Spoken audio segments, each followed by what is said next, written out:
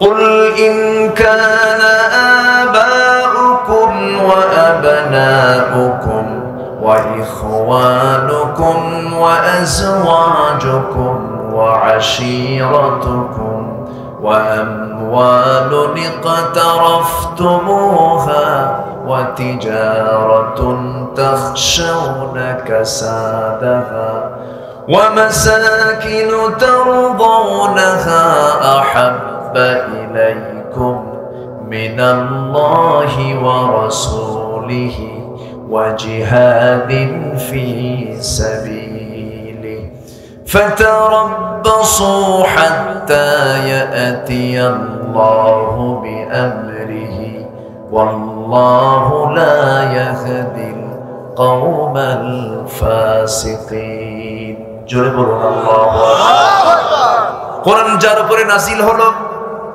সেই রাসূলকে লক্ষ্য করে আমরের সিগা প্রয়োগ করে বলা হচ্ছে কুল হে রাসূল আপনি বলে দেন জানিয়ে দেন যদি তোমাদের কাছে ইনকানা যদি তোমাদের কাছে তোমাদের পিতা তোমাদের ছেলে তোমাদের ভাই তোমাদের স্ত্রী তোমাদের আত্মীয় তোমাদের মালামাল তোমাদের ব্যবসা তোমাদের পছন্দের ঘর বাড়ি যদি এই চারটা জিনিস সেটা যদি তোমাদের কাছে যদি আল্লাহর চেয়ে নবীর চেয়ে জিহাদের চেয়ে বেশি প্রিয় হয়ে যায় ফাতারাব্বাসু হাত্তা ইয়াতি আল্লাহু বিআমরিহি অপেক্ষা করো আল্লাহর ফয়সালা কিন্তু চলে আসবে আল্লাহ তাআলা এখানে বান্দাকে একটা হুমকি দিয়েছেন বান্দাকে সতর্ক করেছেন ও বান্দা আমার ফয়সালা কিন্তু চলে আসবে তাহলে এখান থেকে আহাব্বা এই যে মুহাব্বতের কথা বলা হচ্ছে মুহাব্বত অবশ্যই বাবার প্রতি থাকবে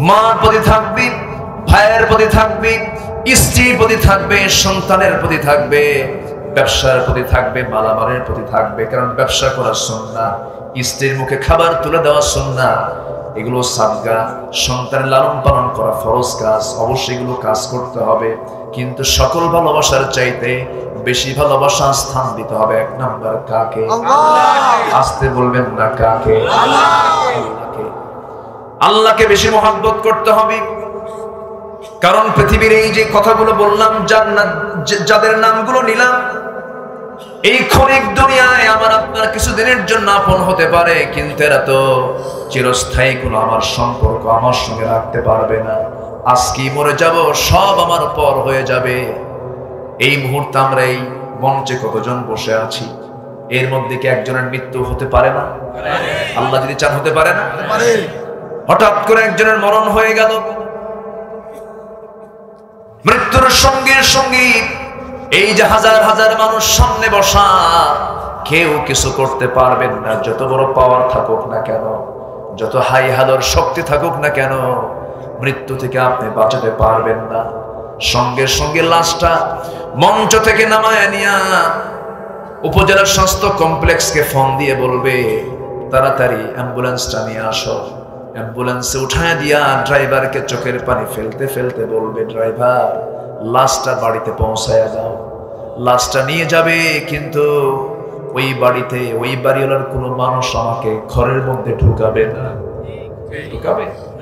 ঢুকাবে না ওই যে ইনকানা আবাউকুম বাপও ঢুকাবে না আবনাউকুম ছেলেও ঢুকাবে না ওয়া ইখওয়ানুকুম ভাইরাও ঢুকাবে না ওয়া আজওয়াজুকুম তোমার স্ত্রী তোমার কাছে আসবে না তোমার আত্মীয় স্বজন কেউ ঢুকাবে না সব লাশটা নিয়ে করবে কি বারান্দাও স্থান নাই লাশটা নিয়ে আসতে করে একটা কোনায় কাপড় দিয়ে আড়াল করে পর্দা করে চকিতে নিথর দেহ ফেলে রাখবে গোসলের সময়টা করবে গোসলটা হয়ে যাবে সেলাইওয়ালা কাপড়গুলো কেচে দিয়ে কেটে কেটে সব খুলে ফেলবে সবচাইতে কম দামি কাপড় কিনে নিয়ে আসবে সেলাই চলবে না মাঝখান দিয়ে একটা টান মেরে ছিঁড়ে ফেলবে দু পাটটা করে আমার গায়ে লাগায় দেবে মাথায় বাঁধন পায়ে বাঁধন দিয়ে দেবে সামনে জানাজা হাজির হয়ে যাবে সমস্ত লোকজন জানাজা সম্পন্ন হয়ে যাবে আমাকে টেনে হেঁচড়ে ওই বাবা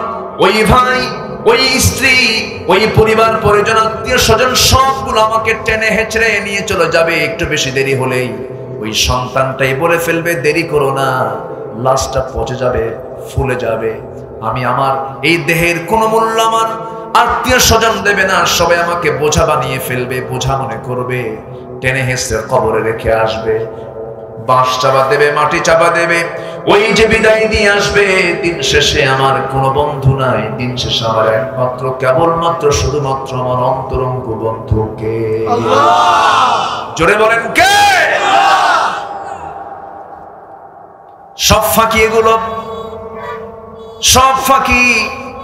আল্লাহ তাআলা আরেকটা আয়াতে বলছেন আলে ইমরানের ভিতরে, যুয়িনা লিন-নাসি হুব্বুশ শাহাওয়াতি মিনান নিসাই ওয়াল বানিনা ওয়াল قناطير المقنطرة من الذهب والفضة والخيل المسومة والأنعام والحرث ذلك متاع الحياة الدنيا والله عنده حسن المآب جربون الله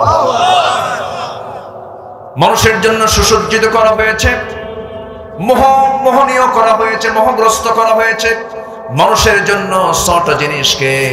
এর মধ্যে এক নাম্বার এখানে বলা হয়েছে যুয়িনা লিন-নাসি হুব্বুশ শাহাওয়াতি মিনান নিসা, নারীকে, ওয়াল বানিন সন্তানকে, ওয়াল কানাতিরিল মুকান্তারা পঞ্জীবিত স্বর্ণরূপী, ওয়াল খাইলিল মুসাওয়ামা চিহ্নিত অশ্ব অর্থাৎ দামি দামি গাড়ি যানবাহনকে, এরপরে চাষাবাদকে, এরপরে চতুষ্পদ জন্তুগুলোকে, এরপরে শস্যাদির ফসলাদিগুলোকে আকর্ষণীয় করে দেওয়া হয়েছে। আল্লাহ বলছেন শোনো, এই যে তোমরা এই সমস্ত জিনিসের প্রতি যা শক্তি হয়ে পড়ো, তোমরা যে ঝুঁকে পড়ো, তোমরা জেনে রেখে দিও আমার কাছে ফিরে আসাটাই হলো উত্তম প্রত্যাবর্তন স্থল। কারণ আমি তোমার জন্য যে জান্নাতটা রেখে দিয়েছি, সেই জান্নাতটা সর্বনিম্ন জান্নাতটা হবে 10টা পৃথিবীর মতো একটা জান্নাত। হয় জান্নাতটা ছোট হয়ে গেছে, জোরে বলেন সুবহানাল্লাহ। সবাই কি জান্নাত পেতে রাজি আছেন? সবাই কি জান্নাত পেতে রাজি আছেন? আমার ভাইরা, কিন্তু জান্নাত যে আমরা নেব, জান্নাত যে আমরা নেব, জান্নাত নিতে হলে যোগ্যতার দরকার আছে না নাই? অযোগ্য লোক কি জান্নাতে যাবে নাকি? আসতে কয় না। অযোগ্য কেউ যাবে জান্নাতে? আমরা তো অযোগ্য লোককে আমরা নিজেরাও পছন্দ করি না, পছন্দ করি না। ভালো একটা জায়গায় অযোগ্য লোক বসলে পরে আমরা বলি কি হলো রে, এই জায়গায় কি লোকের বসা ঠিক হয়েছে নাকি? ঠিক তেমনি জান্নাত তো সবচাইতে উত্তম একটা জায়গা, সেই জান্নাতের মধ্যে কোনো অযোগ্য লোক ঢুকবে না। তাহলে যোগ্যতার দরকার আছে না নাই? আসতে বলবেন না, আছে না নাই? এক নাম্বার যোগ্যতা হলো আমাকে হতে হবে অসৎ না সৎ, অসৎ না সৎ।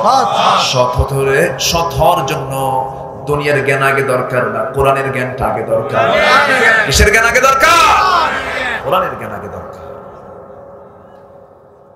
সব জ্ঞান অর্জন করলাম, কোরআন জানলাম না, আমি মূর্খ, ঠিক কিনা?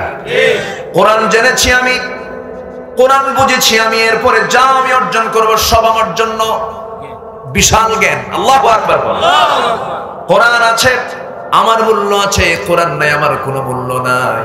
আমার বন্ধুগণ, যারা হাফেজ কোরআন হয়, এদের চাইতে বড় শ্রেষ্ঠ সন্তান দুনিয়াতে আর হতে পারে না। আমার এটা গবেষণা। কারণ যে ব্যক্তি কোরআন শরীফ 30 বার মুখস্থ করতে পারে, পৃথিবীর এমন কোনো জ্ঞান নাই যে হজম করতে পারবে না। সুবহানাল্লাহ বলেন। 30 বার কোরআন যার মুখস্থ আছে, বিশাল বড় যোগ্যতা। আমার দেশে কিছু কিছু হাফেজ আছে যারা বিশাল সম্মান কুড়িয়ে এনেছে গোটা দুনিয়ার মধ্যে, তারা ফার্স্ট ক্লাস ফার্স্ট হয়ে তারা চলে আসছে। এত বিশাল পুরস্কার নিয়ে আসার পর এবার নতুন করে গভর্নমেন্ট থেকে রাষ্ট্রীয় সম্বর্ধনা দিয়েছে। রাষ্ট্রের সম্বর্ধনা একজন হাফেজকে দিয়েছে, ভালো কথা। কিন্তু এটাকে সহ্য করতে না পেরে নাস্তিক পাড়ার কিছু নাস্তিকরা কয়, কোরআন মুখস্থ করা কোনো যোগ্যতা হলো?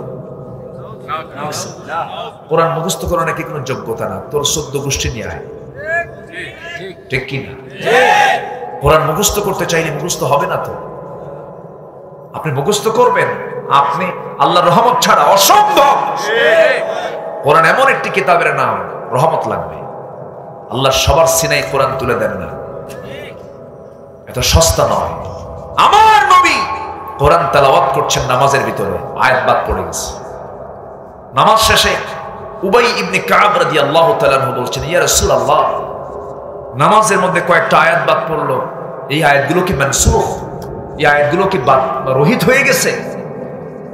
আমার নবীজি বলছেন, সাহাবী, না, আয়াত মানসুখ হয়নি, আমি ভুলে গিয়েছি। নবীজি ভুলে যান কালাম। আল্লাহ রাব্বুল আলামিন সঙ্গে সঙ্গে জানিয়ে দিচ্ছেন, সানুকারিউকা ফালা তানসা ইল্লা মা শাআল্লাহ। আল্লাহু আকবার বলেন। আমি আপনাকে পড়িয়ে দেব, আর ভুলবেন না। সুবহানাল্লাহ বলবেন না? কার রহমত দরকার? আমার নবীজির কাছে কোরআন নাযিল হয়, নবীজি বারবার মুখস্থ করার চেষ্টা করছেন। লা তুহাররিক বিহি লিসানাকা লিতাআজালা বিহি। হে রাসূল, আপনি এত তাড়াতাড়ি করেন কেন? আপনি আপনার জিহ্বা এত আড়াবেন না, এত তাড়াহুড়ো করবেন না। আমি আল্লাহ নিজেই আপনার সিনার মধ্যে এটা জমা করে দেব। সুবহানাল্লাহ, জোরে বলেন সুবহানাল্লাহ। কোরআন মুখস্থ করতে চাইলে মুখস্থ করা যাবে না, আল্লাহর রহমত লাগবে। কিন্তু কেন যেন আমার দেশের একটা চক্র লেগে আছে, তাদের কাছে ইসলাম, তাদের কাছে কোরআন, তাদের কাছে দ্বীন, তাদের কাছে টুপি, তাদের কাছে দাড়ি, তাদের কাছে আলেম মনে হয় তাদের জন্য একটা বিষ কাটার মতো। এরকম আছে না নাই? আসতে বলবেন না, আছে না নাই? এই চক্র আগের থেকেই ছিল। সম্মানিত ভাইয়েরা, আমরা ঘুম থেকে যখন উঠি একটা আওয়াজ শুনি, কি আওয়াজ শুনি বলেন তো? জোরে বলেন, আরো জোরে বলেন। মার পেট থেকে যখন দুনিয়াতে এসেছিলাম, মুসলিম পরিবার যেহেতু, আমার কানে কি আওয়াজ দিয়ে আমাকে উদ্বোধন করা হয়েছে? এরপর আমি যখন নামাজে দাঁড়াই, শুরুটা যেন কি দিয়ে করি? রুকুতে যেতে কি যেন বলি? সেজদায় যেতে আল্লাহ। তাহলে আল্লাহু আকবার ছাড়া কোনো গতি আছে? যখন মরে যাব, সামনে লাশ, কি বলবে? আরো জোরে, আরো জোরে। নামাজে লাগলো, আজানে লাগলো, জন্মে লাগলো, মৃত্যুতে লাগলো, নামাজও হয় না এই আওয়াজ ছাড়া। সমাজে আল্লাহু আকবার বলতে সমস্যা কোথায়? যারা সমাজ আল্লাহু আকবার বলতে যারা আপত্তি তোলে, যারা নারায়ে তাকবীরকে বিতর্কিত করতে চায়, তাদের ঈমান বিতর্কিত, তাদের জন্ম বিতর্কিত, তাদের জানাজা না দিয়া কুত্তা বিলাইয়ের মতো বিদায় করা দরকার। রাজি আছেন কারা কারা? হাত উঁচু করে দেখা।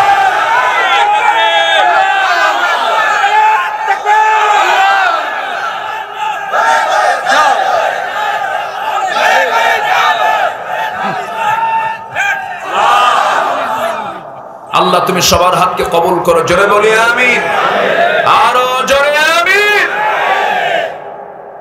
কেউ থাকবে না, থাকবেন কে? আল্লাহ। কে থাকবেন? আল্লাহ।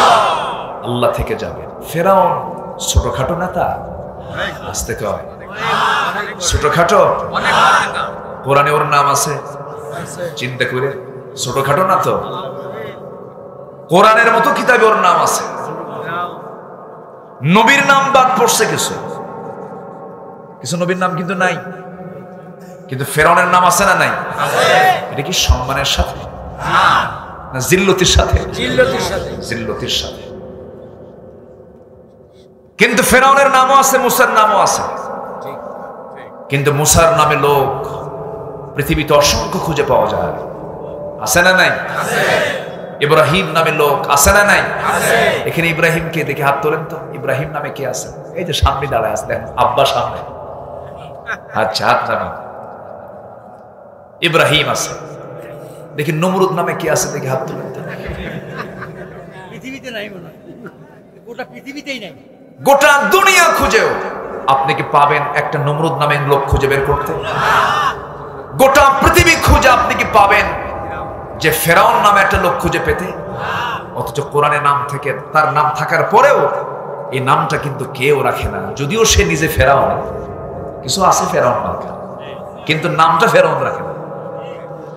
সম্মানিত ভাইয়েরা, কেন, কি জন্য? ফেরাউন ছিল জালিম। এই পৃথিবীতে প্রথম হত্যা রাজনীতি চালু করেছিল ফেরাউন। 40,000 শিশুকে হত্যা করেছিল তার ক্ষমতাকে পাকাপোক্ত করার জন্য। শেষ পর্যন্ত পারে নাই, টিকতে পারে নাই। তার বাড়ির স্ত্রী পর্যন্ত কালিমা পড়ে মুসলমান হয়ে গেছে, পারে নাই। আসিয়া আলাইহিস সালাতু ওয়াস সালাম ইসলাম কবুল করলেন। ফেরাউন বলল, আসিয়া তুমি একটা কাজ করলা, তুমি এই কাজ করলা, তুমি হলে ফার্স্ট লেডি আমার, তুমি হলে আমার ফার্স্ট লেডি, এই রাষ্ট্রের তুমি সেকেন্ড নাগরিক, আমি হলাম ফার্স্ট নাগরিক, তুমি ইসলাম কবুল করা মানে আমার সম্মান থাকে নাকি? আসিয়া বলে, স্বামী সম্মান তো আগে না, জান্নাত আগে। যেরকম সুবহানাল্লাহ, কি আগে? জান্নাতের যোগ্যতার দরকার আছে না নাই? দেখেন যোগ্যতা কেমনে হাসিল করেছেন তিনি। তাহলে জান্নাতের যোগ্যতা নিতে গিয়ে, যোগ্যতা হাসিল করতে গিয়ে ফার্স্ট লেডির পথ চলে গেল। কিসের পথ চলে গেল? ফার্স্ট লেডির পথ চলে গেল। আচ্ছা, চেয়ারম্যানের পাওয়ার বেশি না চেয়ারম্যানের বইয়ের পাওয়ার বেশি? হ্যাঁ, ওই তো আলমগীর ভাইকে আমি চিনি না, একসঙ্গে খাইছি তো। নেতা যত বড়ই হোক না কেন, বইয়ের কাছে কায়াত। হুজুর যত বড়ই হোক না কেন, বইয়ের কাছে হুজুরগিরি দেখালে একদম সোজা বলবে, তুমি কত নাম্বার হুজুর আমার জানা আছে, বসো। কথা বলছেন না? ফেরাউন তো বিশাল বড়, কিন্তু আসিয়া ইসলাম কবুল করে ফেলছে। ফেরাউন বলছে, আসিয়া তুমি একটা কাজ করলে, এটা আমার তো মান সম্মান সব শেষ হয়ে গেল।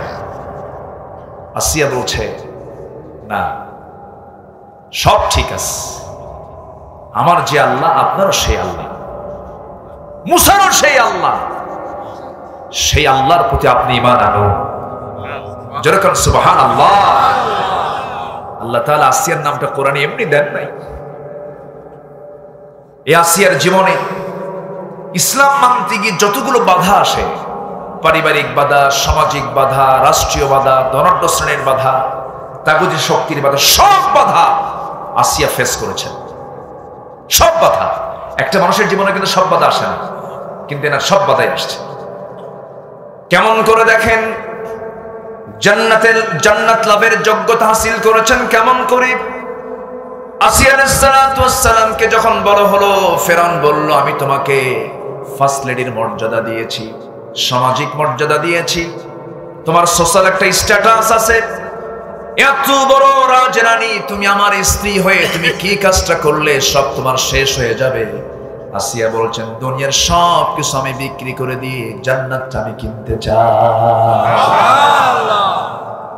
আসিয়া আলাইহিস সালাতু ওয়াস সালাম সঙ্গে সঙ্গে স্বামীকে ডাক দিয়ে বলছেন, স্বামী আমার, আমি আপনাকে সম্মান দিয়ে কথা বলি, আমি কোনোদিন আপনার সামনে উচ্ছৃঙ্খল আচরণ করিনি, শ্রদ্ধা জানিয়ে আমি আপনাকে দাওয়াত দিচ্ছি, আপনি ইসলামটা কবুল করে নেন, কারণ আপনি আমার অস্তিত্ব, কারণ আপনি আমার যৌবন, আমি আপনার যৌবন, আপনার কাছে আমার সম্মান, আমার কাছে আপনার সম্মান, আপনি কালিমা পড়লে আমি আরো বেশি খুশি হয়ে যাব, দুজন জান্নাতের মেহমান হয়ে যেতে পারবো। যেরকম সুবহানাল্লাহ।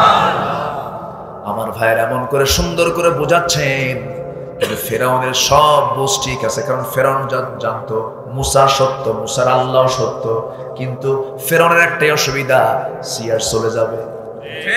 কি কথা কি বুঝতেছেন? চেয়ার মাগার ছাড়া যাবে না। বলতেছে, আসিয়া শোনো, সব আমি জানি, আমার বুঝতে কোনো কষ্ট নাই, সব আমি বুঝতে পেরেছি আসিয়া, সব ঠিক আছে, কিন্তু আমার জনপদে আল্লাহর কোন আইন চলবে না, মুসার ধর্ম এই জায়গায় চলবে না, মুসা রবের দিন চলবে না, সব আমার দিন চলবে, আমার আইন চলবে এই জায়গায়। আসিয়া বলছে, স্বামী আমার, এই দুনিয়া সৃষ্টি করেছেন যিনি, আইন তিনি, তার আইনটাই সমাজে চলতে হবে, এটাই তো প্রকৃতি, এটাই তো আল্লাহর বিধান। সঙ্গে সঙ্গে ফেরাউন যখন এই কথা বলে ফেলেছে, সঙ্গে আসিয়া যখন এই কথা বলে ফেলেছেন, ফেরাউন বলছে, আসিয়া শোনো, তুমি কি জানো আমার শেষ অবস্থান কি হতে পারে? আসিয়া বলছেন, আমি জানি আপনি আমাকে এমন কথা বলবেন, আমাকে মৃত্যুর ভয় দেখাবেন। মৃত্যুর ভয় আপনি আমাকে যখন দেখাবেন, আমি হাসতে হাসতে মৃত্যুর মুখে যাব, জান্নাতে চলে যাব। যেরকম সুবহানাল্লাহ। আমার ভাইয়েরা, এখন প্রশ্ন হলো, ফেরাউনের সঙ্গে আসিয়ার বিয়ে যে হলো, সেই সময়ের শরীয়তে এটা জায়েজ ছিল। আল্লাহর নবীর বউ পর্যন্ত কাফেরা ছিল। ইমরাত নূহ, ইমরাত লূত, লূত আলাইহিস সালাতু ওয়াস সালামের স্ত্রী কাফের ছিল। নূহ আলাইহিস সালাতু ওয়াস সালামের স্ত্রী কাফের ছিল। নূহ আলাইহিস সালাম যা কিছু বলতেন সব তার বউ কাফেরদের মাঝে প্রচার করে দিত। বউ পর্যন্ত কথা শুনে নাই, ছেলে পর্যন্ত কথা শুনে নাই। নূহ আলাইহিস সালাতু ওয়াস সালামের পারিবারিক ভাবে তিনি চরম টেনশন সারা জীবন ক্রিয়েট করেছেন। বউটা পর্যন্ত কথা শুনে নাই, সন্তানটা পর্যন্ত কথা শুনে নাই। কিন্তু সেই সময়ের শরীয়তে এটা জায়েজ ছিল, কিন্তু এখন শরীয়তে জায়েজ আসতে জায়েজ নাই। আসিয়া আলাইহিস সালাতু ওয়াস সালাম শেষ পর্যন্ত বলেন, আমার স্বামী আপনি কি করবেন জানি না। ফেরাউন বিশাল টেনশনে পড়ে গেল, পারিবারিক পরীক্ষার মধ্যে পড়ে গেল। হামানকে ডাকলো, হামানকে ডাক দিয়ে বলছে, হামান কি করা যায় বলো তো। হামান বলছে, বুকের শত্রু বড় শত্রু, ঘরের শত্রু বড় শত্রু, একে প্রথমেই না শেষ করতে পারলে চরম বিপদ আপনার সামনে অপেক্ষা করছে। ফেরাউন বলে ফেললো, ঠিক আছে জাল্লাদ রেডি করো, ওকে আমি দুনিয়া থেকে বিদায় করে দেব, ওকে আমি শেষ করে দেব। আসিয়ার সামনে যখন ফেরাউন শেষবারের মতো এসে বলছে, আসিয়া দাম্পত্যময় জীবনে আমি তোমাকে কোনোদিন চুল পরিমাণ কোনো কষ্ট দেই নাই, কিন্তু আজকে আমি তোমাকে বাধ্য হচ্ছে দুনিয়া থেকে বিদায় করতে, মেরে ফেলবো তোমাকে। আসিয়া বলছেন, আমার স্বামী আমি হাসতে হাসতে আমি মৃত্যুর দিকে ঢলে পড়বো, কারণ নাকের মধ্যে আমি জান্নাতের ঘ্রাণ পেয়ে গেছি। জান্নাতে যাওয়ার যোগ্যতা হাসিল করতে হবে। আসিয়া আলাইহিস সালাতু ওয়াস সালাম যখন তিনি শহীদ হয়ে যাবেন, যখন তাকে করাত দিয়ে চিরি দুই টুকরা করে দেওয়া হবে, এমন সময় তিনি হাত দুটো উঁচু করে আকাশের দিকে তাকিয়ে আল্লাহকে লক্ষ্য করে একটা দোয়া করেছিলেন। সেই দোয়াটা আল্লাহ রাব্বুল আলামিন কোরআনে কারীমের মধ্যে কোট করে দিয়েছেন। তার কিতাব হলো তাওরাত, তার দোয়া পেয়েছেন, সেই তার দোয়াটা স্থান পেয়েছে কোন কিতাবে? কোরআনে। কাদের জন্য বলেন? কাদের জন্য? আমাদের জন্য। কি দোয়াটা তিনি করলেন, কি সুন্দর তিনি দোয়াটা করলেন। তিনি দোয়া করছেন কি, রব্বি বিনিলি ইনদাকা বাইতান ফিল জান্নাহ ওয়া নাজ্জিনি মিন ফিরআউনা ওয়া আমালিহি। আল্লাহ তাআলা আমার জন্য বানিয়ে দাও ইনদাকা বাইতান ফিল জান্নাহ, তোমার কাছে একটা ঘর জান্নাতের মধ্যে। সেই ঘরটা আমি চাইবো, সেই ঘরটাই আল্লাহ তোমার কাছে আমি চাই জান্নাতের মধ্যে। সেই ঘরটা, যে ঘরটা তোমার ঘরের দেওয়ালের সঙ্গে যেন হয়। জোরে বলি সুবহানাল্লাহ, আরো জোরে বলি সুবহানাল্লাহ। সবচেয়ে আমার আপন কে? আসতে বলবেন না, আপনটা কে? আল্লাহই তো আমার আপন, পৃথিবীর কেউ তো আমার আপন না। কে বলেছে স্বামী আপন, আমার মা? কে বলেছে আমার ভাই বউটা আপন? না না, ও যুবক, আজকে বিয়ে করেছ, 2 বছর সংসার করলে, হঠাৎ করে 2 বছরের মধ্যে একটা বাচ্চা চলে এসেছে দুনিয়াতে, বাচ্চার বাপ হয়ে গেছো, মরে গেলা। 2 বছরের মাথায় তোমার মৃত্যু হয়ে গেল। মৃত্যু হওয়ার সঙ্গে সঙ্গে কেমন করে বললা, বাইকে তুমি অ্যাক্সিডেন্ট করে মারা গেছো। বউটার কানে সংবাদ চলে, এমন করে তোমাকে ঘরে রাখতে পারবো না, আমরা বিয়ে দিয়ে দেব। বিয়েটাও দিয়ে দেবে। বিয়ে দিয়ে দিল। নতুন স্বামী পাওয়ার পরের দিনে ওই বউটা তোমার তার আব্বা আম্মাকে ফোন করে বলবে, আব্বা তোমরা যে সিদ্ধান্ত নিয়েছো সঠিক সিদ্ধান্ত নিয়েছো, আগের স্বামীর চাইতে এই স্বামী আরো ভালো। এটাই দুনিয়া, এটাই দুনিয়া। আপনি চলে যাবেন, আপনার স্থান আরেকজন কাভার করে ফেলবে। আপনি রেখে যাবেন সম্পদ, আপনার ছেলে মেয়েরা সম্পদ নিয়ে কাড়াকাড়ি করে মারামারি করে জেলখানায় ঢুকবে, ঠিক কিনা? এই তো দুনিয়া। এই জন্য ভালোবাসতে নিয়ে ভুল করা যাবে না। ভালোবাসা দিবসে কোথাও যাওয়া যাবে না। ভালোবাসবো আমরা কাকে? আসতে বলবে না, কাকে আমরা মহব্বত করব? আল্লাহকে মহব্বত করব। 14ই ফেব্রুয়ারি আসতেছে। 14ই ফেব্রুয়ারির দিন কি করবে জানেন? যশোরের গদখালি থেকে ফুল কিনবে, সেই ফুল ঢাকায় যাবে, এক একটা ফুল শাহবাগের মোড়ে বিক্রি হবে গোলাপ ফুল 500 টাকা, 700 টাকা, 1000 টাকা। এই গোলাপ ফুল কি স্বামী তার বউকে দেবে, বউ তার স্বামীকে দেবে নাকি? কে কাকে দেবে? একটু ব্যাখ্যা করেন, একটু তাফসীর করেন একটু। কে কাকে দেবে? কিসের প্রেমিক প্রেমিকা? প্রেমিক প্রেমিকা তো স্বামী স্ত্রী, ঠিক কিনা বলেন? মগা মগিকে দেবে কি, ঠিক কিনা? বদমাইশি করবে, এগুলোকে প্রমোট করা হয়। এগুলো নাকি প্রগতি। এগুলো কি? এগুলো নাকি প্রগতি। এগুলো প্রগতি না দুর্গতি? কোন কোন মাসের মাথায় পায়খানা থাকে কন্ত বল? চিংড়ি। তো চিংড়ি আগে বেশি যায় না পিছে বেশি আসে? মাথায় কি আছে? মল আছে। কথাটা বুঝে? মাথায় মল থাকার কারণে সামনে যাওয়ার চাইতে পিছনে বেশি যায়। এই সমস্ত ভালোবাসা নামের বেহায়াপনা দিবসকে আমরা মানি না, ঠিক কিনা? এগুলো প্রগতি নয়, এগুলো দুর্গতি। এগুলোর সাথে ইসলামের, দ্বীনের, কোরআনের কোন সম্পর্ক নাই। এটা বেহায়া দিবস, এটা বদমাইশি দিবস।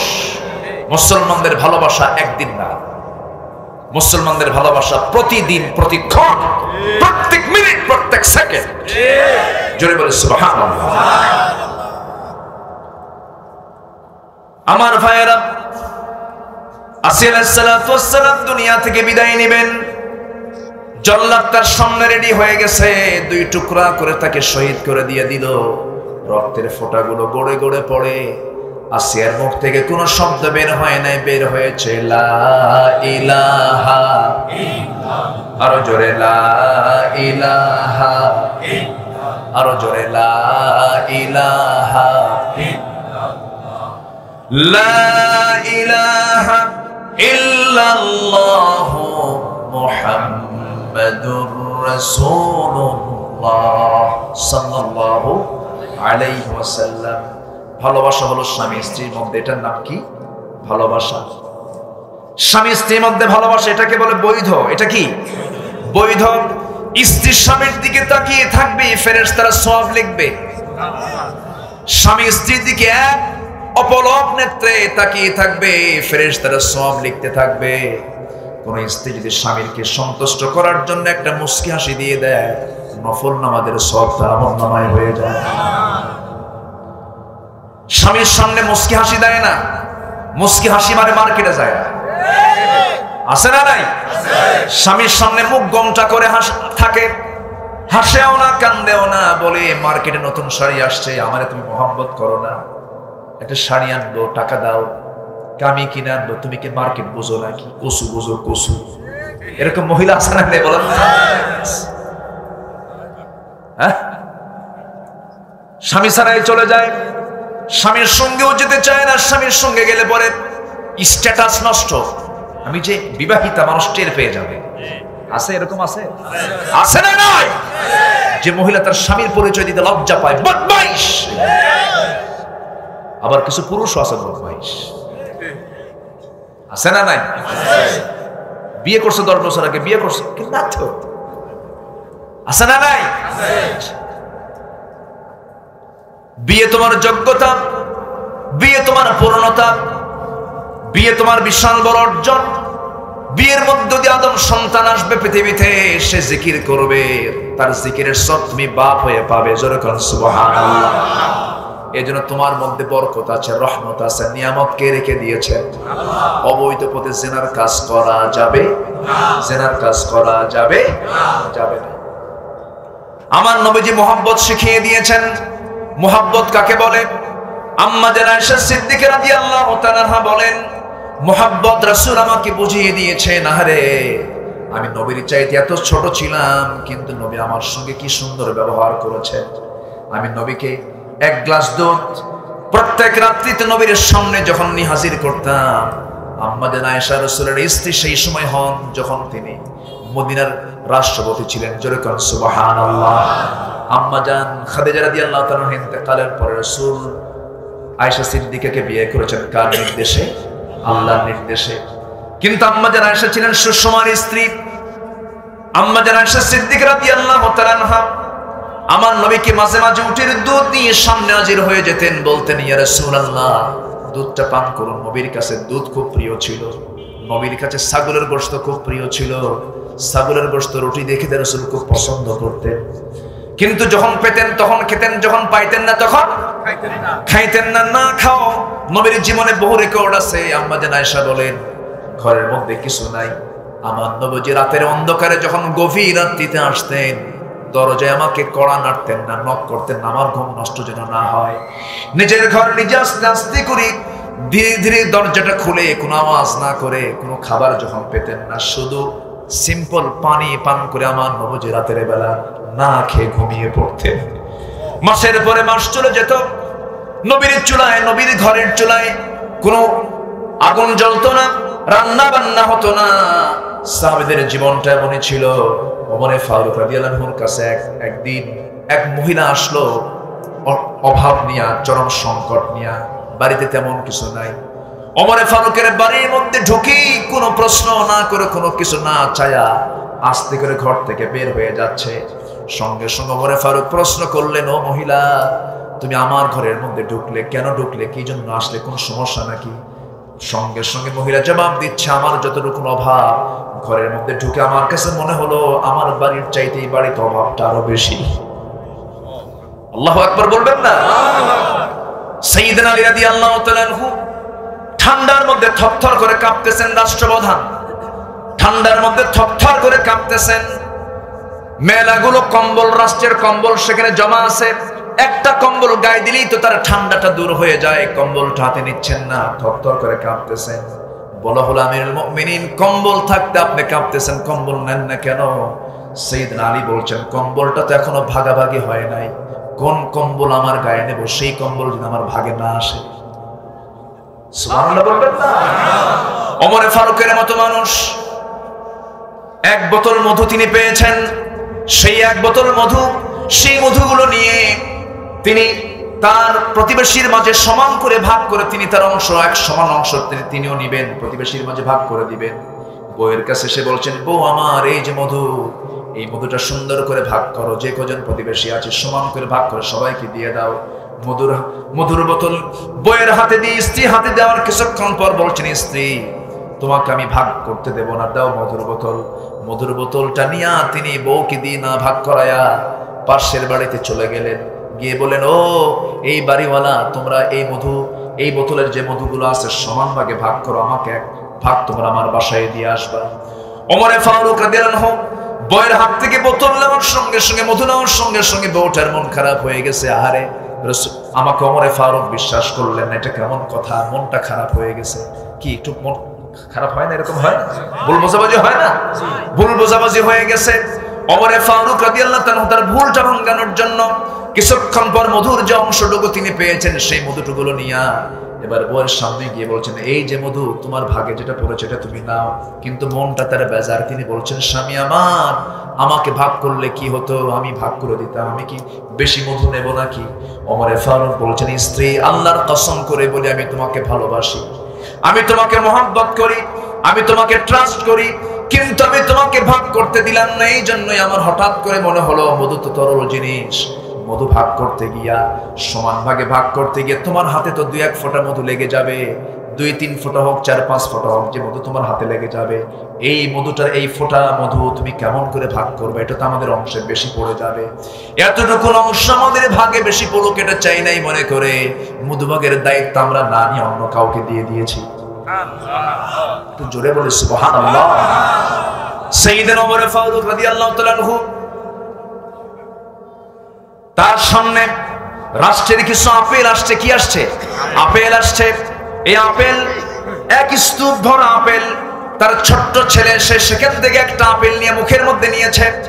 মুখের মধ্যে নেওয়ার সঙ্গে সঙ্গে ওমর ফারুক তার মুখের মধ্যে নখ ঢুকায় দিয়া আপেলটা বের করে আবার রেখে দিলেন।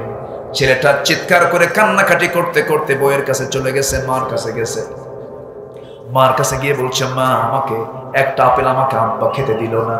কিছুক্ষণ পর ওমর ফারুকের সামনে তার স্ত্রী বলছেন, স্বামী আমার, আমরা তো আপেল পাবোই কিছু। ওই সন্তানটা মুখের মধ্যে আপেল নিয়েছে, সে আপেলটা মুখ থেকে বের করে আবার রেখে দেওয়ার কি দরকার ছিল? আমরা না একটা আপেল কম নিতাম? ওমরে ফারুক বলছেন, ও আমার স্ত্রী, যে আপেলটা সে মুখে নিয়েছে সে আপেলই পাবো, তার গ্যারান্টি কি? সুবহানাল্লাহ বলবেন না? জোরে বলুন সুবহানাল্লাহ। এটাই হলো ইসলামী সমাজের বৈশিষ্ট্য, নেতাদের বৈশিষ্ট্য। কিন্তু একটা প্রশ্ন করি, আমার দেশে এখন নেতা বেশি না কর্মী বেশি? আস্তে কর। নেতা বেশি না কর্মী বেশি? সব, কোনো কর্মী না। এই জন্য সামনে কেউ নাই, সব মঞ্চ ভাঙ্গিয়ে শেষ। ভাঙবেই তো। রাগ করতেছেন নাকি আপনারা? এই জন্য নেতাও বলেছেন, আমি এত নেতা দেখতে চাই না, আমি কর্মী দেখতে চাই। ধন্যবাদ তাকে, তিনিও বলে দিয়েছেন। মসজিদে যান, সেখানে মুসল্লি বেশি না ইমাম বেশি? বলেন বলেন বলেন। ইমাম কয়জন? একজন। সেখানে কোনো ঠেলাঠেলি আছে? মেম্বার ভাঙ্গে? কোনো সমস্যা আছে? নেতৃত্ব আসবে মসজিদ থেকে, নেতৃত্ব আসবে নামাজ থেকে। অসৎ বেনামাজিরা তার নেতৃত্ব আমরা মানি না, তাদের মুখে আমরা থুতু মারি। ভুল করা যাবে না, জান্নাতে যাওয়ার যোগ্যতা হাসিল করতে হবে, ঠিক কিনা? আমাদের মূল টার্গেট আমরা কি নেব? কি নেব আমরা? জান্নাত। জান্নাতটা কি এত সস্তা? চাচাকে যদি বলি চাচা কোরআন পড়েন, কে বাবা মুখে আসে না বাবা। যখন বলি চাচা, ওই বোয়ালমারীর পৌরসভার সামনে যে আপনার 5% জায়গা আছে, ওর দাগ নাম্বার কত? কি 83? কি কথা কি বুঝতেছে? রাজবাড়ির কোর্টে বারান্দায় বুড়া চাচা ফাইল নে ঘরে সপ্তাহে 2 দিন যায় কষ্ট করে। যখন বলা হয় চাচা জজ কোর্টের বারান্দায় ঘন ঘন আসেন, বুড়া মানুষ কষ্ট হয় না? কে বাবা মামলা চলে 10 বিঘা জমি, উকিল বোঝে না, মাঝে মাঝে উকিল কি একটু নসিহত দিয়া যায়। উনি আইন বোঝেন, উনি দাগ বোঝেন, খতিয়ান বোঝেন, সিএস বোঝেন, আরএস বোঝেন, সব বোঝেন, কোরআন বোঝে না। জান্নাত কি অযোগ্যকে দেওয়া হবে? যোগ্যকে? অযোগ্য কোন লোক জান্নাত পাবে না। এত সস্তা জান্নাত না। জান্নাত পেতে হলে জান্নাতের উপযোগী হতে হবে, জান্নাতের যোগ্য হতে হবে। আমরা নামাজ ছাড়বো না। সবাই কি রাজি আছেন? নামাজ কয় ওয়াক্ত? আসতে বলবেন না, কয় ওয়াক্ত নামাজ? সবাই পড়তে রাজি আছে তো? জোরে বলি ইনশাআল্লাহ। আম্মা জান আয়েশা বলেন, রাসূলের সামনে আমি উটের দুধ দিলাম। রাসূল বলেন, আয়েশা আমি খাবো না, তুমি আগে খাও, এরপরে খাও। রাসূলের সারা জীবনে সুন্নাত ছিল, রাসূল আগে খেতেন না, আগে খাওয়াতেন। নেতার বৈশিষ্ট্য কি? আগে খাওয়াবে, এরপরে খাবে। আর এখনকার বৈশিষ্ট্য কি? আগে খায়, এই থামেন। এদেশের স্বাধীনতার স্থপতি বঙ্গবন্ধু শেখ মুজিবুর রহমান, তিনি আফসোস করে বলেছিলেন, দেশের স্বাধীনতার কিছু পরে আফসোস করে বলেছিলেন, মানুষ দেশ স্বাধীন করে পায় তেলের খনি, গ্যাসের খনি, স্বর্ণের খনি, আমি পাইছি সোরের খনি। বলেন তার কথা কি রাইট না রং? সঠিক। সব চাটার দল চারটা চুট্টা খাইয়া ফালাইয়া দেয়। আমার কথা নয়, নেতা বলে গেছেন। দেশের শ্রেষ্ঠ সন্তান হলো মুক্তিযোদ্ধা, 2000 ভুয়া মুক্তিযোদ্ধা, যাদের বয়স 52 বছর, যুদ্ধ হয়েছে 52 বছর। 2000 মুক্তিযোদ্ধা তারা ভাতা গ্রহণ করেছে। যুদ্ধ করলো কোন দিন? রুহের জগৎ থেকে। কথা বোঝেন না? রুহের জগৎ থেকে। এই যে সিচুয়েশন তৈরি হয়েছে, এর মূল কারণ হলো নামাজের নেতৃত্ব নাই সমাজে, ঠিক কিনা? সৎ নেতৃত্বের দরকার আছে না নাই? নামাজ আমরা কেউ ছাড়বো না। জোরে বলি ইনশাআল্লাহ। দয়া করে আমার কথায় কেউ ভুল বুঝবেন না। আমি দরদ দিয়ে কথাগুলো বলছি, আমি দিল থেকে কথাগুলো বলছি। আসুন না, মরে যাব একদিন, জান্নাতের যোগ্য হওয়ার দরকার আছে না নাই? এক নম্বর, জান্নাতের যোগ্য হতে হলে নামাজকে কখনো আমরা ছাড়বো না। রাজি আছি কি সবাই? আজকে কি সিদ্ধান্ত নেওয়া যায় শেষ নিঃশ্বাস থাকা পর্যন্ত আযান শোনার পরে আর কোনো কাজ না করে নামাজে দাঁড়িয়ে যাও? রাজি আছেন কারা কারা? হাত উঁচু করে দেখো। জোরে বলি ইয়া আল্লাহ, আরো জোরে ইয়া আল্লাহ। আমাদেরকে 5 ওয়াক্ত সালাত আদায় করার তৌফিক তুমি আল্লাহ দিয়া দাও। জোরে বলি আমিন, আরো জোরে আমিন, আরো জোরে আমিন। কষ্ট দিয়ে ফেললাম মনে হয়। কিয়ামতের দিন প্রথম প্রশ্ন হবে কি? বলেন, জাহান্নামে যাওয়ার 1 নম্বর কারণ কি? নামাজ। মা সালাকাকুম ফি সাকার,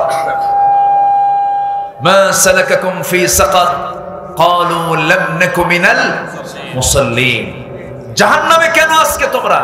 নামাজ পড়ি নাই। 1 নম্বর কি? নামাজ পড়ি নাই। আমার দেশে আবার এমন দরবারও আছে, দরবারের মুড়ি ধরে নামাজও লাগে না। আছে না নাই? মোল্লা মুন্সি নামাজ পড়ে, মারেফত তো বোঝে না, বাবার নামে হালকা দিলে ওযু গোসল লাগে না। খাজা দিল কর তাজা, ইসমে জালাল, গাজার কলকি খাওয়া হালাল। আছে আছে না? এই বদমাইশ গুলো আছে না নাই? নামাজ আমরা কেউ ছেড়ে দেব না। জোরে বলে ইনশাআল্লাহ। আমি কি দোয়া করে দেব? ওঠে কেন?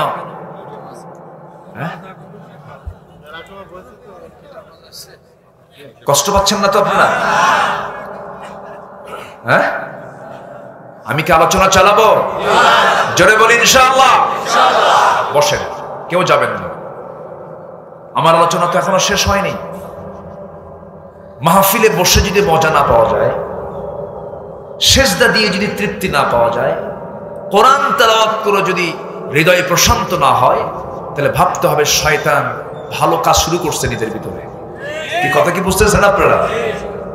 বসো।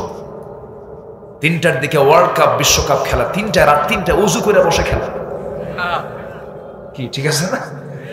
আমার দোয়া চাই, হুজুরকে দোয়া করেন আমার দলটা যেন যেতে। দোয়া চাওয়ার সাইজ দেখেন। সম্মানিত ভাই, সম্মানিত বন্ধুগণ, মজা পেতে হবে মাহফিলে, তৃপ্তি পেতে হবে। তাহলে ভাবতে হবে যে না, আমার দিলটা প্রশান্ত আছে। বলি আলহামদুলিল্লাহ। আম্মা জান আয়েশার কথা বলছিল। আমার রাসূলকে গ্লাস ভর্তি দুধ দেওয়া হলো। রাসূল বলেন, আয়েশা তুমি আগে খাও। আম্মা জান আয়েশা বলেন, আমি বারবার জোড়াজুড়ি করেও পারলাম না, রাসূল আমাকে দিস ছাড়লেন। আমি গ্লাসটা হাতের মধ্যে নিয়ে আমি দুধ পান করা শুরু করেছি।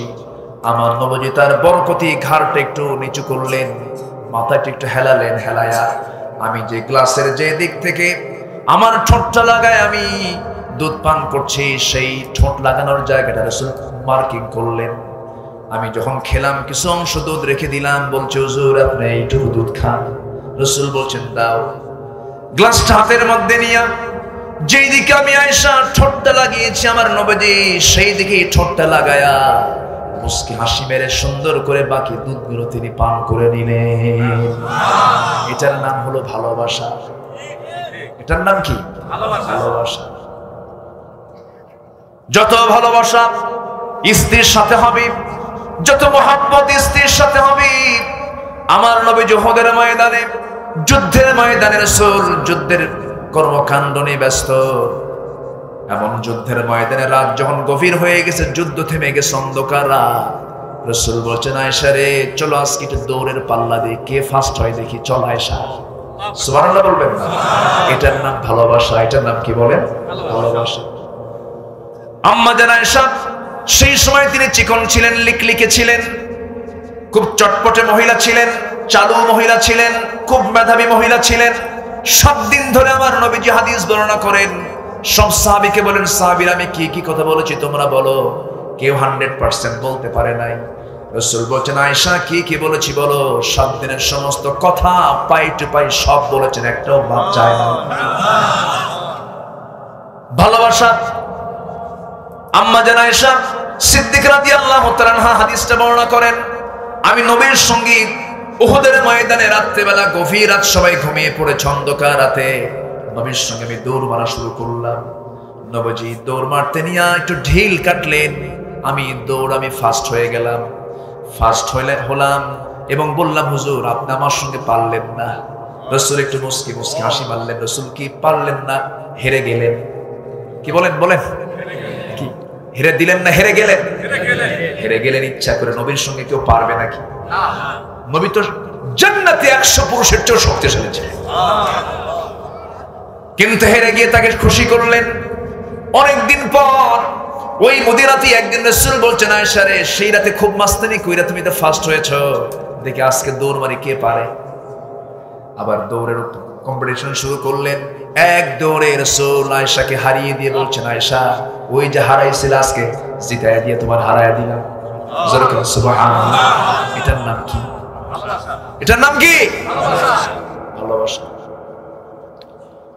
এগুলোর মধ্যেই রহমত আছে, এগুলোর মধ্যেই আছে আল্লাহর অবশ্যই ভালোবাসা আছে, আল্লাহর মহব্বত আছে, আল্লাহর দয়া আছে, আল্লাহর পক্ষ থেকে নিয়ামত আছে।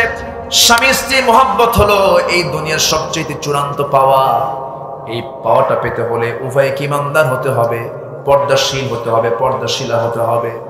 আম্মা জান আয়েশা বলেন, আমি যখন উটের গোশতগুলো নিয়ে নবীর কাছে গিয়ে বলতাম, হুজুর উটের গোশতগুলো আপনি খান, আমার নবীজি বলতেন, আয়েশা রে তুমি আগে খাওয়া শুরু করে দাও।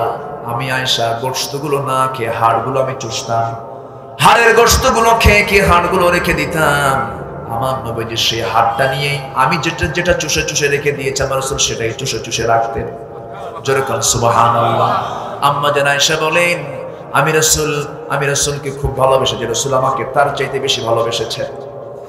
আমার রাসূল আমাকে খুব ভালোবাসতেন, খুব স্নেহ করতেন, খুব আদর করতেন, খুব মহব্বত করতেন। রাসূল যখন মারা যাবেন, আম্মা জান আয়েশা বলেন, 9টা কারণে আল্লাহ তাআলা আমাকে শ্রেষ্ঠত্ব দান করেছেন। আমি আয়েশা এই পৃথিবীতে একমাত্র নারী। 9 বছর বয়স আমার বিয়ে হয়েছে, 13 বছর নবুয়ত হয়ে নবীর ঘরে পদার্পণ করেছি। আমি একমাত্র কুমারী স্ত্রী। আমি জিবরাইলকে নিজের চোখে দেখেছি। আমার শানে আল্লাহ তাআলা আয়াত নাযিল করেছেন। আমি নবীর বিছানার সঙ্গে ঘুমিয়েছি, সেই সময় নাযিল হয়েছে আমি থাকা অবস্থায়। এরপরে আল্লাহ তাআলা আমার ব্যাপারে বিয়ের সিদ্ধান্ত আল্লাহ তাআলা নিজেই জানিয়ে দিয়েছেন। আল্লাহ হচ্ছেন আমার বিয়ের ঘটক। জোরে বলুন সুবহানাল্লাহ। আমি আয়েশা নিজেকে ধন্য মনে করি। রাসূল যখন দুনিয়া থেকে বিদায় নিয়ে নেবেন, আমার ঘরটাকে রাসূল পছন্দ করলেন, আমার ঘরে তিনি আরাম ফরমালেন। আমি নবীজির মাথায় সুন্দর করে পানি ঢেলে দিলাম, প্রচন্ড মাথা ব্যথা, মাথাটা ম্যাসেজ করে দিলাম। আমার নবীজি আজান শুনতে পেলেন। আজান শোনার সঙ্গে সঙ্গে রাসূল বলছেন, আয়েশা রে আজান তো হয়ে গেল, মসজিদে যাওয়া দরকার। অসুস্থ, কিন্তু চূড়ান্ত অসুস্থ। তিনি উঠে দাঁড়ানোর চেষ্টা করলেন, কিন্তু মাথা ঘুরে পড়ে যেতে নিলেন। আম্মা জান আয়েশা বলেন, রাসূলকে আমি ধরলাম, আবার শোয়া দিলাম। রাসূল বলছেন, আয়েশা রে বুঝতে পেরেছি জামাতের নামাজ আর আমার হবে না মনে হয়। আমার বেলাল তো আজান দিয়ে দিয়েছি, আমার নামাজের সময় তো হয়ে গেছে, আমার মুসাল্লায় কে দাঁড়াবে? আয়েশা সিদ্ধান্ত আমার চূড়ান্ত হয়ে গেছে। আমার মনে হয় মা তোলাআতিশ শামসু লা গরাবাত, এই দুনিয়াতে কোনো সূর্য উদয় হয়নি, অস্ত যায় নাই। আমার পরে সবচেয়ে শ্রেষ্ঠ লোক হচ্ছে আমার আবু বকর। আমার আবু বকরকে বলো, তোমার আব্বাকে বলো, আমার মুসাল্লায় দাঁড়ায় যেন আমার দায়িত্বটা পালন করে নেয়। রাসূল বুঝায় দিচ্ছেন নামাজের মধ্য দিয়ে, ও দুনিয়ার মানুষ জেনে না, নেতৃত্ব নামাজ থেকে আসবে। নামাজের যে নেতৃত্ব দেবে সে রাষ্ট্রেরও নেতৃত্ব দেবে। আমার নবীজির মুসাল্লায় সাইয়েদনা আবু বকর দাঁড়ায় গেলেন।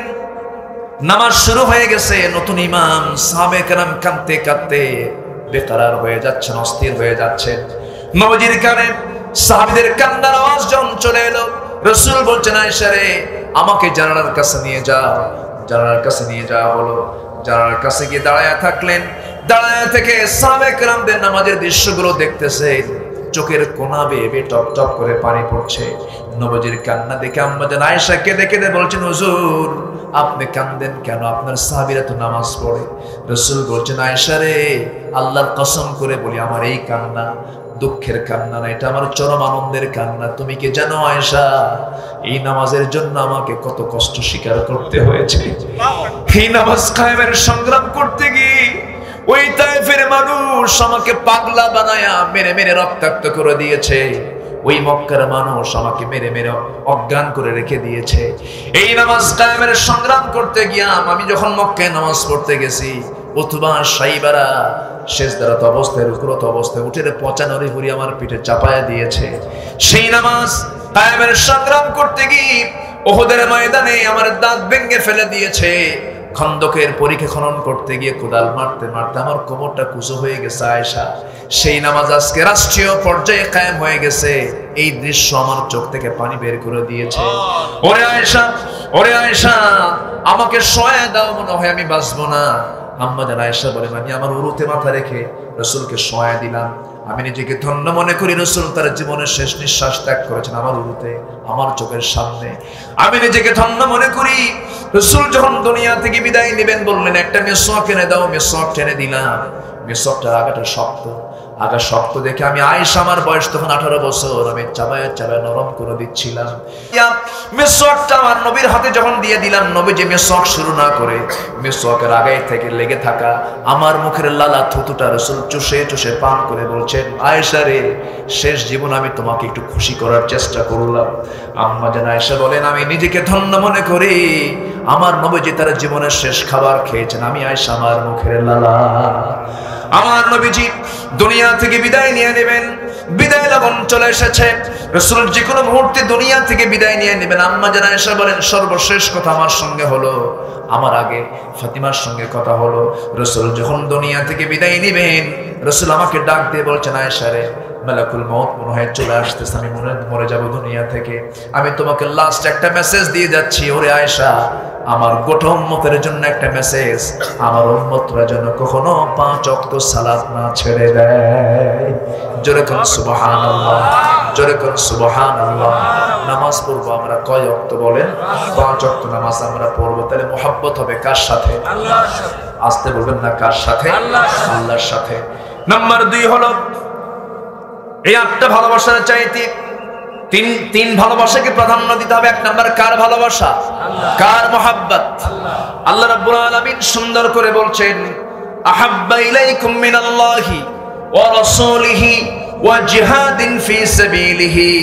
নাম্বার 2 হলো রাসূলকে ভালোবাসতে হবে, আল্লাহকে ভালোবাসতে হবে, রাসূলকে ভালোবাসতে হবে। নাম্বার 3 হলো ওয়া জিহাদিন ফি সাবিলিহি, জিহাদকে, আল্লাহর পথে জিহাদকে ভালোবাসতে হবে। নামাজের গুরুত্ব আছে, রোজারও গুরুত্ব আছে, হজেরও গুরুত্ব আছে। দিন কায়েমের জন্য জিহাদের গুরুত্ব আছে না নাই? আসতে বলবেন না, আছে না নাই?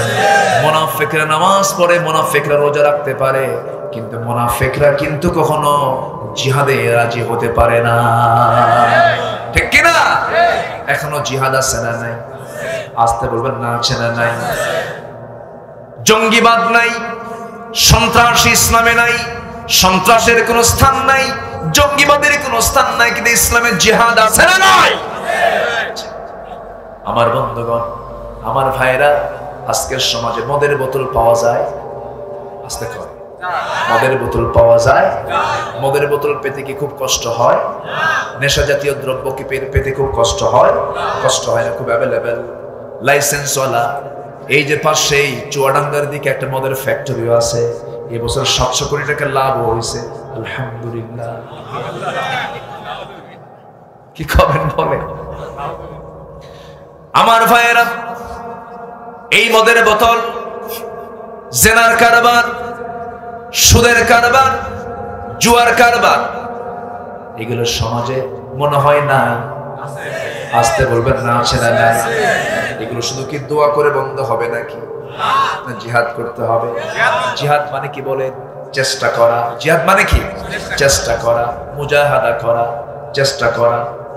আমরা কই আয়াতগুলো ভুলে গেলাম নাকি?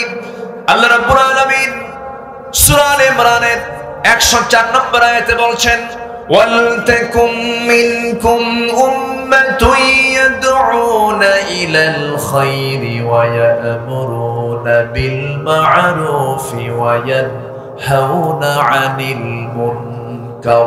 জোরে বলি আল্লাহু আকবার।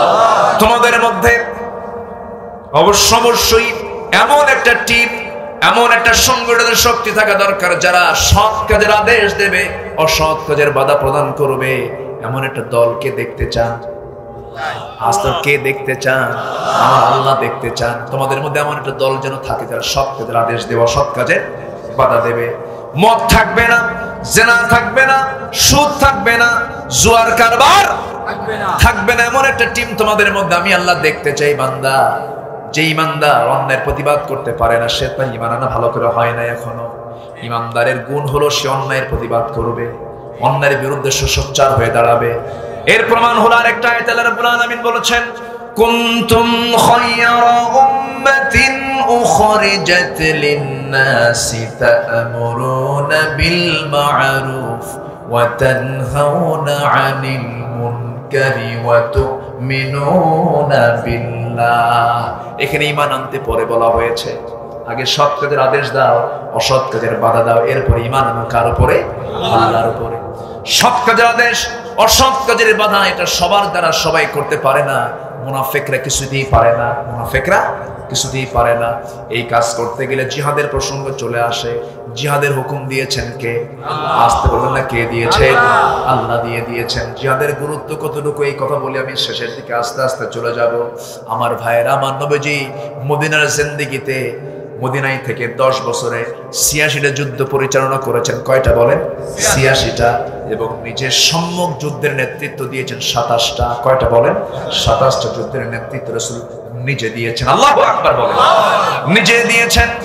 তরবারি হাতে নিয়েছেন, বল্লম হাতে নিয়েছেন, লৌহ বর্ম পরেছেন, মাথায় হেলমেট পরেছেন, ঘোড়ার পিঠে চড়েছেন।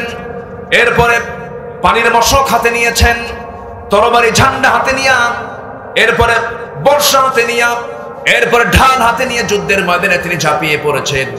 আমার নবীজি এমন একটা যুদ্ধের ময়দানে রওনা দিবেন, 30,000 সৈন্য নিয়েছেন। কত হাজার বলেন? 30,000 সৈন্য নিয়ে তিনি তাবুকের প্রান্তরে গেছেন। যুদ্ধ হলো না, সেই সময়ের পরাশক্তি রোমানদের বিরুদ্ধে যুদ্ধ হবে। বিনা যুদ্ধে রাসূল ব্যাক করলেন, মদিনায় চলে এলেন। মদিনার মসজিদে বসে থাকা অবস্থায় একজন সাহাবী ভয়ে ভয়ে নবীর সামনে এসে 2টা হাঁটু গেড়ে দিয়ে আস্তে করে বলছেন, হুজুর আপনার কাছে মাফ চাইতে আসছে। কি করছো বলো, কি হয়েছে বলো। হুজুর জিহাদে যাই নাই, তাবুকে যাই নাই। কেন কেন যাও নাই তুমি হুজুর? কোনো কারণ ছিল না, কোনো ওজর ছিল না, গাফলতি করেছি। ও মাসাকিনু তারদাউনাহা, বাড়িটার প্রতি একটু বেশি টান এসেছিল, পরিবারের প্রতি বেশি টান এসেছিল, একটু গাফলতি করি, হেয়ালিপনা করে আমি যাই নাই, অবহেলা করে আমি যাই নাই। তোমরা কে কে যাও নাই বলো, তোমাদের টিম কারা কারা? সঙ্গে সঙ্গে বলছেন হেলাল বিন উমাইয়া যায় নাই। আর কে যায় নাই? মুরারা বিন রাবিয়া যায় নাই। মোট কয়জন হলো? বলেন কয়জন হলো? এই 3 জন। এরপর রাসূল বলেন আর কে কে যাও? হুজুর জানা নাই। রাসূল বলেন কাব বিন মালিক, তুমি আমার সামনে যা বলেছো আর বলার দরকার নাই, তুমি এখন এখান থেকে যেতে পারো। রাসূল তাকে যাওয়ার জন্য বলার পরপরই রাসূল মদিনার মসজিদে ফরমান জারি করে দিলেন, জরুরি কথা জানিয়ে দিলেন, ও মদিনার মুসলমান, আজকের থেকে হেলাল বিন উমাইয়া, কাব বিন মালিক, মুরারা বিন রাবিয়া, এই 3 জন ব্যক্তি যারা জিহাদের যেতে অবহেলা করেছে, এই 3 জনের সঙ্গে বয়কট করা হলো। এই 3 জনের সঙ্গে মদিনার কোন মুসলমান লেনদেন, কথাবার্তা, আচার ব্যবহার কিছুই করতে পারবে না। এই কথা কি বোঝা গেল? জিহাদের কি গুরুত্ব আছে? আছে, আছে, গুরুত্ব আছে। কি করব? বলবো? জোরে বলি ইনশাআল্লাহ। এত সুন্দর মানুষ ফজর পড়ে যাবেন? তাই আপনারা কি ফজর পড়ে যাবেন? কি জানাজা সহ এতক্ষণ কথা বলা যাবে? সুন্দর। জি বলি আলহামদুলিল্লাহ। আমি খুবই খুশি হয়েছি আপনাদের অংশগ্রহণ, আপনাদের এত সুন্দর রিসিভ। বসে থেকে শোনাও কিন্তু এত দীর্ঘ সময়, বিশাল ধৈর্যের ব্যাপার। আলহামদুলিল্লাহ। একটু বসুন, আমি বেশি সময় নেব না। আমার দিকে তাকান। তাহলে এই 3 সাহাবী, তাদের কি নামাজের কোনো অভাব ছিল? আসতে বলে আচ্ছা। নবীর প্রতি মুহাব্বতের কোনো অভাব ছিল না? জিকির আজকারের কোনো অভাব ছিল না? সব ঠিক ছিল। শুধু জিহাদে যেতে এটা গড়িমসি করেছেন, যান নাই। 30,000 সৈন্যের মাঝে 3 জন যায় নাই। এতে কি বড় ধরনের কোনো ক্ষতি হতো? না। 30,000 সৈন্যের মাঝে যদি 3 জন না যায়, এটা তো না ধরলেও হতো। রাসূল ধরে ফেললেন, কোনো মাফ হবে না, তোমাদের সঙ্গে কোনো কথাই নাই, যাও। কাব বিন মালিকের কাছে যেন আসমান ভেঙ্গে পড়ল। কাব বিন মালিক গিয়ে সোজা দরজার সামনে, বাড়ির দরজার সামনে গিয়ে বলছেন, বউ দরজা খুলো। বউ ভিতর থেকে বলে, দরজা খুলবো, শর্ত হলো এই দিক দিয়ে খুলবো, পিছনের দরজা দিয়ে চলে যাব, কারণ যে ব্যক্তিকে রাসূল বয়কট করেছে আমিও তাকে বয়কট করলাম। সব মহব্বত হবে কার জন্য? আমার দেশে এমনও পরিবার আছে, এক বাপ মা, একই পরিবারের একই মায়ের 4 সন্তান, 4 জন 4 দল করে, আছে না? যে দল ক্ষমতায় আসে সেই ভাই বলে, ভাই তোমরা চিন্তা করো না, আমি 5 বছর দেখতেছি, তোমরা যখন ক্ষমতা আসবা আমারে দেখবা।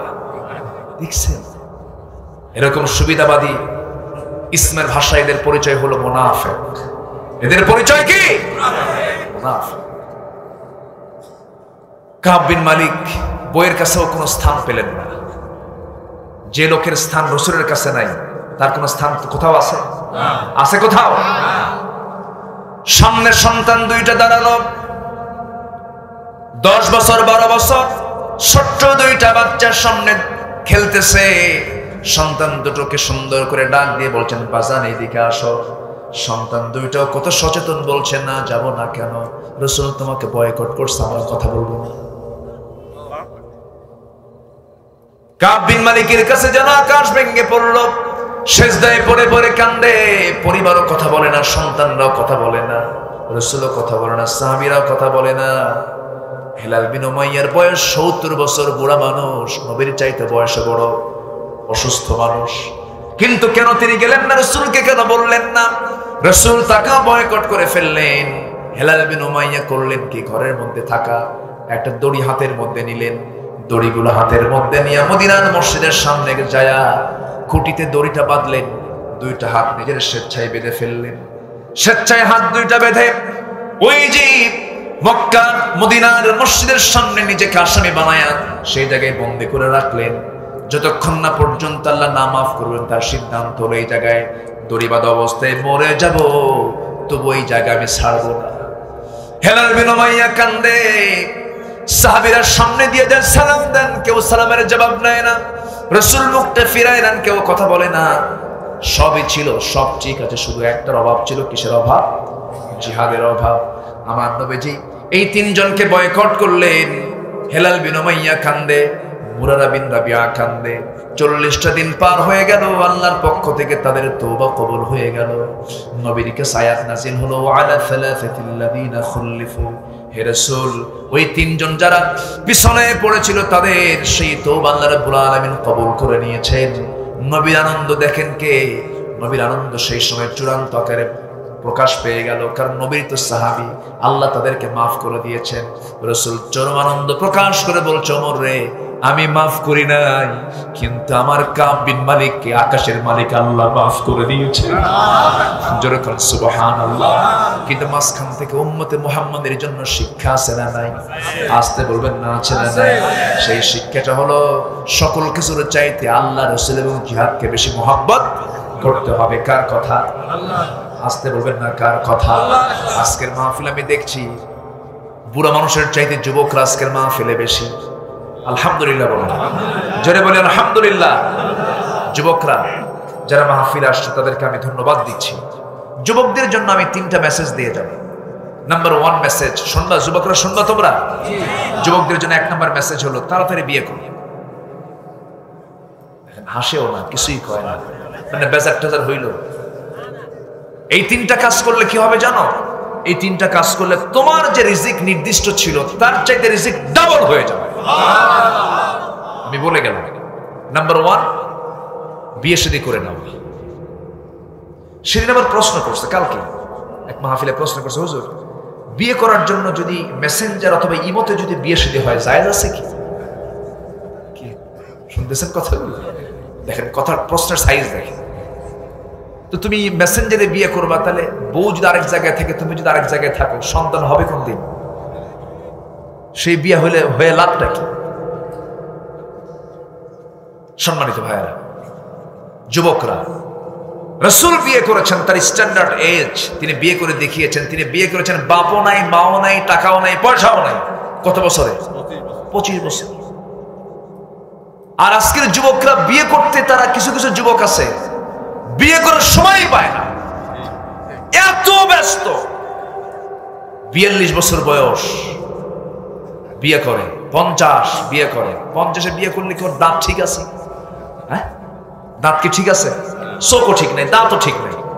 বাচ্চা কেন হয়েছে বুড়া বয়সে, বাচ্চা নিয়ে যখন রাস্তায় হাঁটে তখন তো লোক বলবে, এই ছেলে এটা তোমার দাদা না? না না, লাভ কি? এগুলো করা যাবে না। মেয়ে প্রাপ্তবয়স্ক হয়ে গেছে, বিয়ে দিয়ে দিবে। অনেক বাপ মার দোষ আছে, ছেলেকে বিয়ে দিতে চায় না। ছেলে যদি বলে, বাবা বিয়ে শাদী করা দরকার, নামাজ কালাম পড়ি, ফিতনার যুগ, বিয়ে কর, বাপ এমন ধমক মারে, কিসের বিয়ে রে তোর? আছে না নাই? ধমক মারে উল্টো করে ক্যাচ করে থুয়ে দেয়। কিন্তু আপনি কি বোঝেন না, আপনার সন্তানদের যৌবন আসছে, সে যদি কোনো জেনার কাজে অংশগ্রহণ করে, তার একটা ভাগ আপনার আমলনামায় যাবে। কি ঠিক কিনা? এই জন্য খেয়াল করতে হবে, বিয়ে শাদীর ব্যবস্থাও করে দিতে হবে। ওয়ানকিহুল আয়ামা, তোমরা বিয়ে করো স্বামীহীন নারীকে, যার স্বামী নাই এমন নারীকে বিয়ে করো। যুবকরা কি করে জানেন? যার স্বামী আছে ওখানে যাই প্যাস লাগবে। আসতে কম করে কি আছে না? পরকীয়ার পরিমাণ কমছে না বাড়ছে? কমছে না বাড়ছে? বাড়ছে। নোংরামি। এই মোবাইল শেষ করে দিল।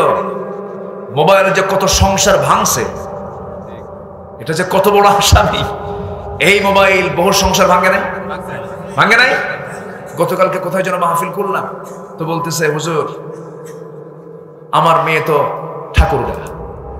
ঠাকুরগা কেন? আপনি অন্য অঞ্চলের মানুষ, ঠাকুরগা মেয়ে বিয়ে দিয়েছেন, এর বিয়ের ঘটককে? হুজুর মোবাইল ঘটককে। কোথায় যাবেন? এজন্য মোবাইল ব্যবহার করা জায়েজ কিনা জায়েজ, এই প্রশ্ন আমাকে যদি কেউ করে, আমি জবাব দেই, মোবাইল ব্যবহার করা তার জন্য না জায়েজ যার ঈমান দুর্বল। যার ঈমান দুর্বল তার মোবাইল ব্যবহার করা কি না জায়েজ। যার ঈমানটা শক্ত আছে সে ব্যবহার করতে পারবে। সবার জন্য মোবাইল না। যার ঈমান লুজ, ও আরো লুজ হবে মোবাইল দেখে, ঠিক কিনা বলেন? ও আরো শেষ হয়ে যাবে। যার ঈমানটা শক্ত সে মোবাইলটা ব্যবহার করতে পারবে। তো অর্থাৎ মোবাইল ব্যবহার করবে দুর্বল ইমানদারের লোক না সবল ইমানদারের লোক? এখন কারা ব্যবহার করে বলেন? যুবকরা, এটা খেয়াল করতে হবে। আল্লাহ তুমি এই এলাকার যুবকদেরকে দিন মেনে চলার তৌফিক দিয়ে দাও। রাসূল তার মেয়ে ফাতিমাকে বিয়ে দিয়েছেন, বেশি বয়সে না অল্প বয়সে বিয়ে দিয়েছেন। টাকাওয়ালার সাথে না মুত্তাকির সাথে? ভালো নামাজি লোকের সাথে। এখন মেয়ের বাপরা মেয়েকে বিয়ে দিতে নিয়ে কত যে প্ল্যান করে। আমার মেয়ে তো মেডিকেলে চান্স পাচ্ছে, কি আছে না? বলেন তো, এরকম আছে না? কেমন ছেলে দরকার আপনার? আমার ছেলেকে, আমার যে জামাই হবে অবশ্যই আমেরিকান সিটিজেন হলে ভালো হয়, মঙ্গল গ্রহে অফিস হলে আরো ভালো হবে। কি বুঝতেছেন? কি বুঝতেছেন? একটা বার বলে না যে আমি সেই ছেলে চাই যে 5 ওয়াক্ত নামাজের পাশাপাশি তাহাজ্জুদ পড়ে।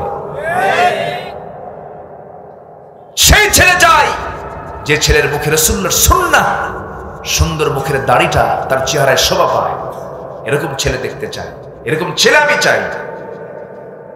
আপনাকে ধনী জামাই আপনার মেয়েকে টাকা দিতে পারে, ফার্নিচার দিতে পারে, খাবার দিতে পারে, কিন্তু আপনার মেয়েকে সুখ দিতে পারবে না।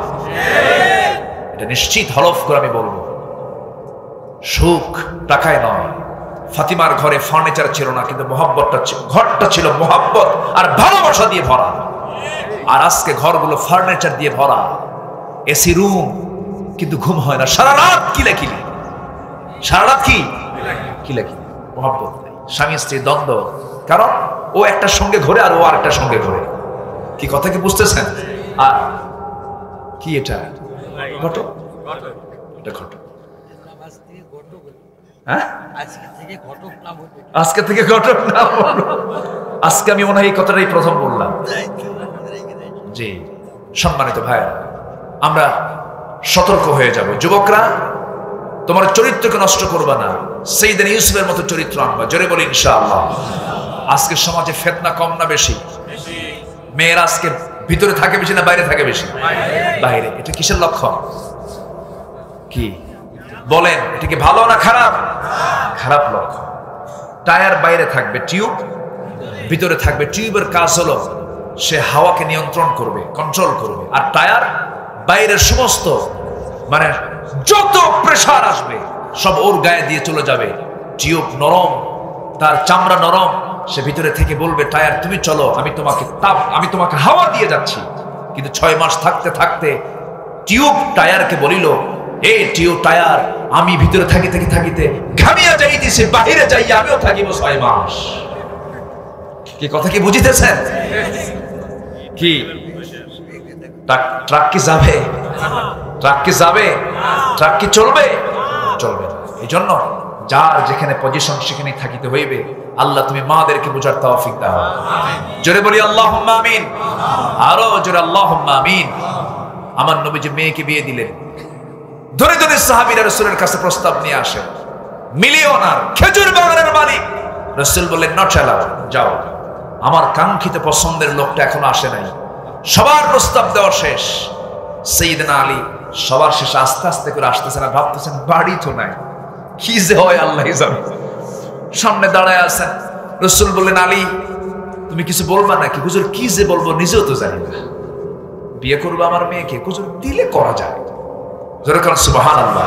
আচ্ছা বিয়ে যে করবার টাকা পয়সা আছে কি তোমার? কিছু ঘর বাড়ি আছে?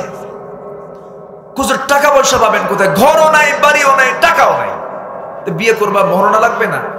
কিছুই কি নাই তোমার কাছে? কি এই যে ঢাল, এই যে তরবারি, এটাই আমার সম্পদ। যুদ্ধের ডাক আসবে, চলে যাব যুদ্ধে। রাসূল বললেন তরবারি লাগবে, ঢাল ছাড়াও যুদ্ধ চলে, ঢালটা বেঁচে আসো। ঢাল বেচার টাকাই হবে আমার মেয়ের বিয়ের মহরানা। জোরে বলে সুবহানাল্লাহ। বিয়েতে কোনো গেট আছে? আতশবাজি আছে? কোনো হোহো আছে? ডিজে আছে? কি কি কথা কি বোঝা যায়? গান বাজনা ছাড়া এখন বিয়ে হয় না। নোংরা বিয়েগুলো। যে বিয়েতে গান বাজনা দিয়ে উদ্বোধন হবে ওই পরিবার শান্তি হবে না। এগুলো করবেন না। বিয়ে একটা ইবাদত, বিয়ে একটা পবিত্র অনুষ্ঠান।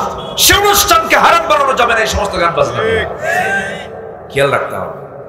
গায়ে হলুদ হারাম। গায়ে হলুদ কি হারাম? এগুলো ইসলামে নাই। বিয়ে হয় নাই 2 দিন আগে বর পক্ষ কনে পক্ষের বাড়িতে এসে বিয়ানের গালে গায়ে হলুদ মাখায় দিয়ে বলে বিয়ের 1 দিন আগে যায়েন বিয়ান। এরকম আছে না নাই বলেন? এগুলো নোংরামি করা যাবে না, এগুলো হারাম। আমার নবীজি আলীকে বললেন কি আছে তোমার? বলতেছে হুজুর এই তো ঢাল বেচে আসো। ঢাল বিক্রি করতে গেছেন সকালবেলা। সাইয়েদনা ওসমান রাদিয়াল্লাহু আনহু বলছেন আলী তুমি বাজারে ঢাল বিক্রি করতে আসছো কেন? বিয়ে ঠিক হয়েছে। কার সাথে? নবীর ছোট মেয়ের সাথে। ঠিক আছে ঢাল দাও, আমি কিনবো। তোমার এই বরকতি জিনিস আমার কেনা দরকার।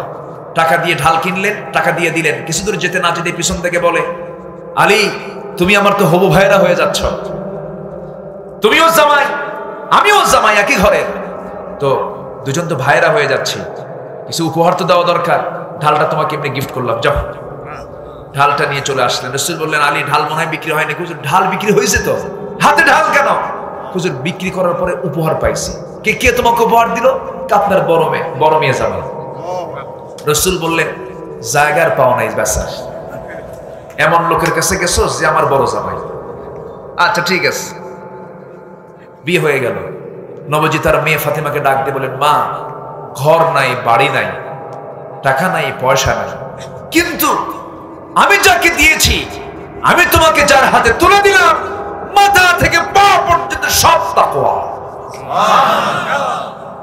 যাও স্বামীর ঘরে করে খাও, মৃত্যুর দিন পর্যন্ত যেন স্বামীর বিরুদ্ধে একটা নালিশ আমার কানে না আসে। চিন্তা করা যায়?